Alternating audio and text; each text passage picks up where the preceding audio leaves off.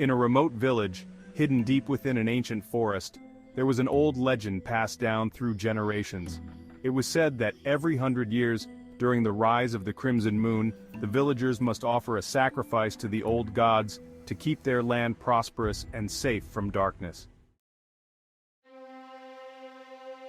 The elders, keepers of the ancient ways, gathered in secret to choose the next sacrifice.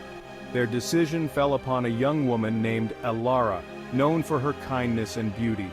She was chosen not just for her purity, but because the old gods demanded someone beloved by the people, someone whose loss would be deeply felt. Elara's parents, heartbroken, begged the elders for mercy, but the elders were resolute. To refuse the sacrifice would mean certain doom for the entire village.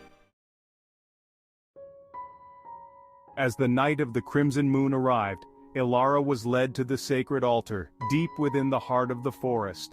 The villagers followed in solemn silence, torches in hand, the eerie light of the blood-red moon casting long shadows across their faces. Elara, resigned to her fate, walked with her head held high, her footsteps echoing through the trees. As she was bound to the altar, the high priest began chanting in a language forgotten by time. The villagers watched in horror and reverence as the sky darkened, the moon's light turning an even deeper shade of crimson. The air grew thick, and a low rumble shook the ground.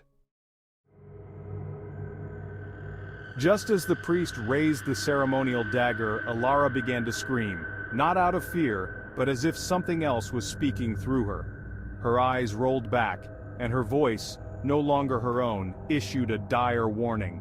"You have strayed from the path. Your bloodlust will bring the darkness upon you." The dagger plunged into her chest, and as her blood flowed onto the altar, the earth trembled violently. The villagers watched in horror as the moon seemed to consume itself, its crimson glow vanishing into darkness. A chilling wind swept through the forest, and the whispers of the old gods filled the air, filled with rage and hunger.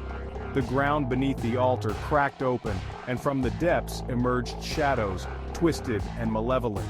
The villagers screamed and fled, but the shadows consumed them one by one, dragging them into the abyss. The village, once prosperous, was swallowed by darkness, and no trace of it was ever found again. The legend of the Crimson Moon became a cautionary tale, a reminder that some sacrifices demand more than just blood. They demand the very soul of a village.